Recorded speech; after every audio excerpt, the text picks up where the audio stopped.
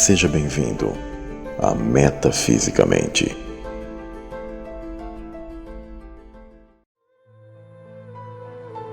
Nas antigas escrituras, existe um mistério que deixa os estudiosos sem compreensão plena por causa dos dogmas e formatações. Por causa dessas prisões mentais, estes acabam negando o óbvio e profundo que está revelado na escritura.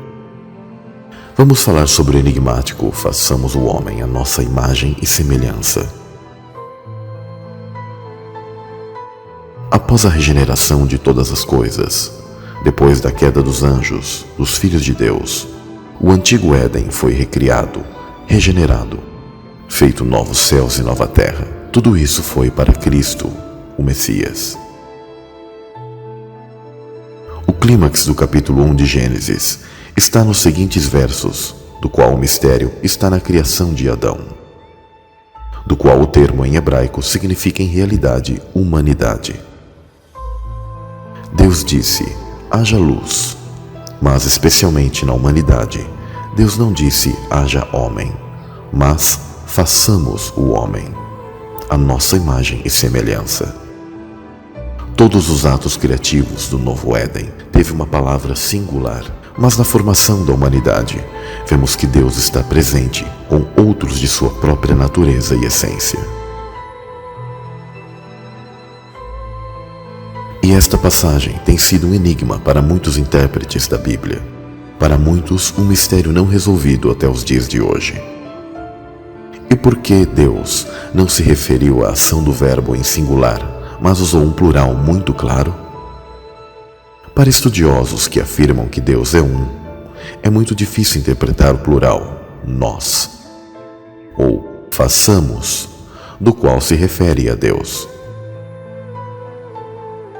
Deus se refere a si mesmo com o termo em plural através da palavra Elohim. O termo Deus em singular é El, Eloá, mas Elohim é plural, significando deuses. O termo Elohim aparece nas escrituras mais de 2.500 vezes. Poderia o termo ter algum sentido mais profundo? Alguns, para tentarem escapar deste mistério, inventam que isso seria um plural majestático, mas tal conceito é errôneo e a língua semítica antiga não possuía tais questões, mas era mais literal e profunda do que podemos imaginar. Para entender este mistério, é necessário entender a intenção de Deus que criou todas as coisas. Digno és, Senhor, de receber glória e honra e poder, porque tu criaste todas as coisas, e por tua vontade são e foram criadas. No nosso mundo, todos os organismos da terra são frutíferos, férteis, fecundos. Todos esses organismos dão vida aos seus jovens, aos seus semelhantes. Aqui descobrimos uma regra, um padrão divino que se reflete desde os céus para a terra. Pássaros nos céus têm seus pais e suas mães. Animais aquáticos, como mamíferos e peixes, possuem seus pais e suas mães. Leões nos campos possuem seus pais e suas mães. Até mesmo plantas também possuem o mesmo processo de masculino e feminino. O mesmo para os humanos. Existe um pai e uma mãe que dão à luz a um bebê. Mesmo que hoje exista a corrupção de casais do mesmo sexo querendo supostamente ter um bebê. Mas tal coisa é abominação a Deus, pois é macho e fêmea o padrão da vida, o padrão celestial. Ninguém pode nascer nessa terra sem seu pai e sua mãe. Deus decretou este princípio que sempre há um pai e uma mãe. Muitos dos organismos da terra seguem essa regra do Criador. Este incrível mistério da vida tem sido provado pela ciência.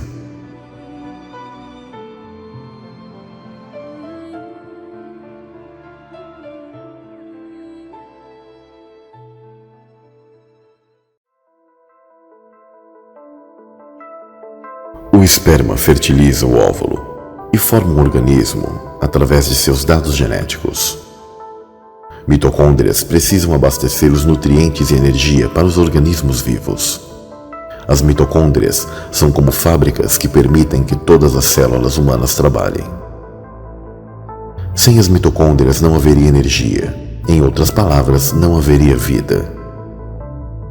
As mitocôndrias são responsáveis por produzir a energia necessária para as células e são herdadas das mães.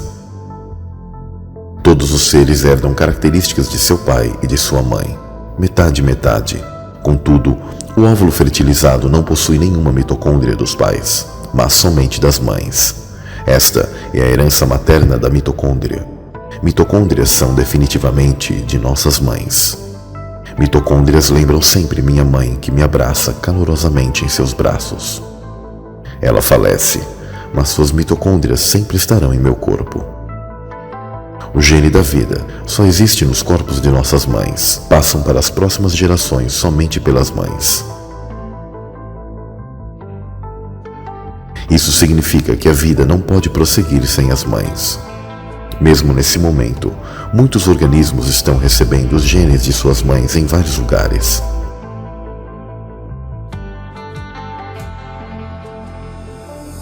Por que moscas vivem somente um dia? É porque elas recebem a vida de um dia de suas mães. E por que tartarugas vivem mais de 100 anos? Porque elas recebem 100 anos de suas mães. Árvores vivem muito e muitos anos, e nós recebemos a média de 70 a 80 anos que recebemos de nossas mães. Então, através de quem podemos receber vida eterna? Pelo Espírito. Novas vidas nascem de mães. Mães arriscam suas vidas pelos seus filhos. Esse padrão ocorre mesmo após a queda da criação nesta terra. Esta é a vontade de Deus, refletida em todas as coisas. Sendo este o princípio do mundo natural, qual é o princípio do mundo espiritual?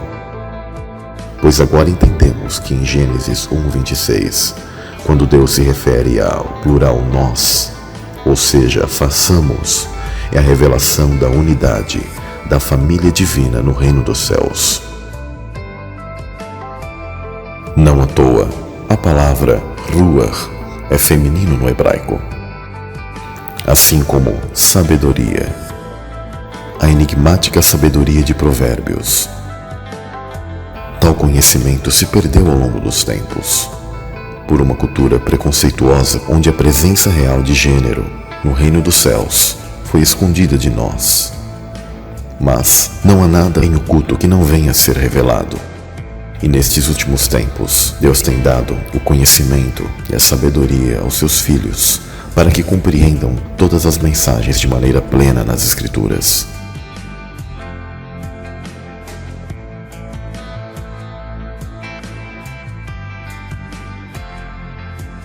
Qual é a aparência dos seres que foram criados à imagem e semelhança de Deus, chamado Elohim, ou deuses? É a família divina, pois a família divina criou o homem à sua imagem e semelhança. Macho e fêmea os criou, homem e mulher os criou. Então Deus criou a sua imagem, tanto masculina e de seu espírito, que reflete sua contraparte feminina, chamado nas Escrituras antigas de sabedoria.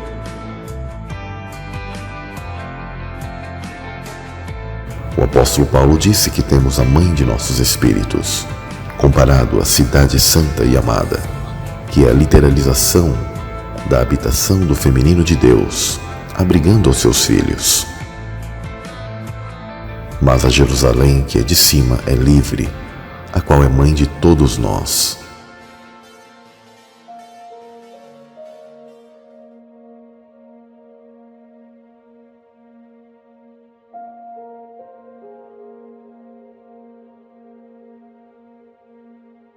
O porquê teólogos não sabem responder o uso plural na Escritura é porque negam o princípio feminino que acompanha a Deus, o Pai, nas Escrituras. Você, mulher, é a imagem da divindade. Na família divina, o Espírito de Deus é a imagem feminina do Pai. Na estrutura de seu Espírito, como nossa mãe, é onde habitamos. Por isso, quando todos nascemos de novo, as dores de parto acabarão e estaremos juntos com uma família divina. O Pai, seu Espírito, Santuário de Deus, o Filho e todos nós que formamos um corpo cósmico chamado de noiva. Um casamento supremo, uma família divina.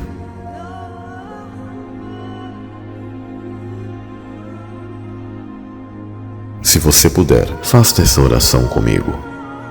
Pai, sou peregrino nesta terra e não posso voltar ao ventre de minha mãe onde nasci da água, na bolsa de minha mãe, em meio ao líquido amniótico, do qual o batismo representa tal lindo e profundo momento.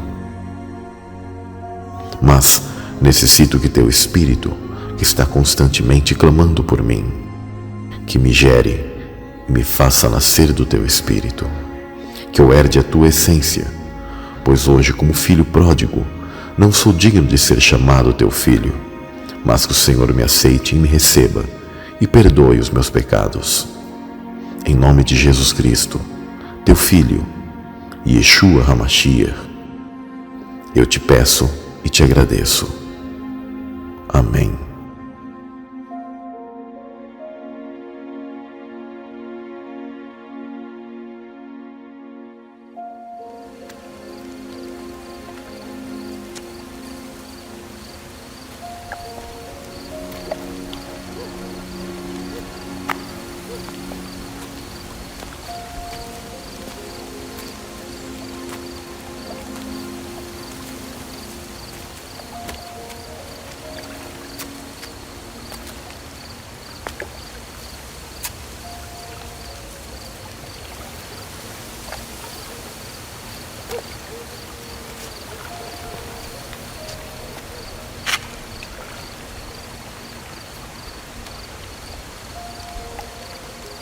Rabi, bem sabemos que és mestre vindo de Deus, porque ninguém pode fazer estes sinais que tu fazes se Deus não for com ele. Na verdade te digo que aquele que não nascer de novo não pode ver o reino de Deus. Como pode um homem nascer sendo velho? Pode, porventura, tornar a entrar no ventre de sua mãe e nascer?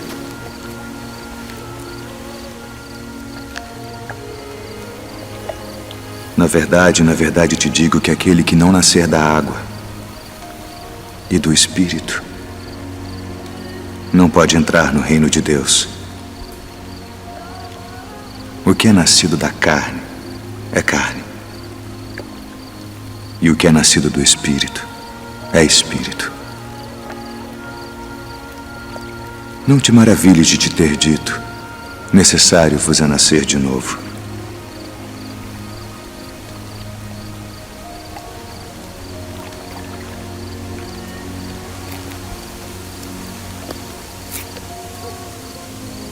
O vento assopra onde quer, e ouves a sua voz, mas não sabes de onde vem, nem para onde vai.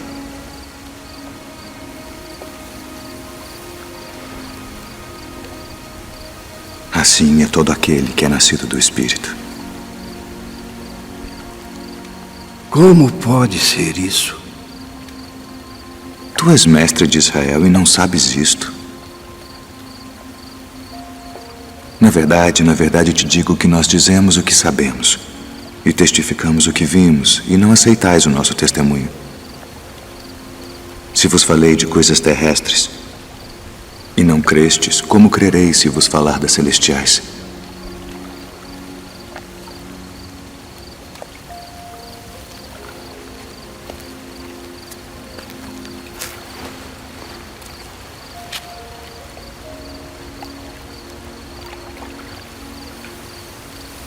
Ninguém subiu ao céu, senão o que desceu do céu,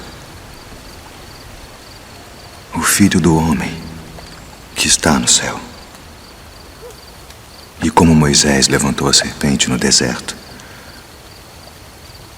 assim importa que o Filho do Homem seja levantado, para para que todo aquele que nele crê não pereça, mas tenha a vida eterna. Porque Deus amou o mundo de tal maneira que deu seu Filho unigênito, para que todo aquele que nele crê não pereça, mas tenha a vida eterna. Porque Deus enviou seu Filho ao mundo não para que condenasse o mundo, mas para que o mundo fosse salvo por ele. Quem crê nele não é condenado, mas quem não crê já está condenado, porquanto não crê no nome do unigênito Filho de Deus. E a condenação é esta: que a luz veio ao mundo e os homens amaram mais as trevas do que a luz, porque suas obras eram más. Porque todo aquele que faz o mal odeia a luz e não vem para a luz, para que as suas obras não sejam reprovadas. Mas quem pratica a verdade vem para a luz, a fim de que as suas obras sejam manifestas, porque são feitas em Deus.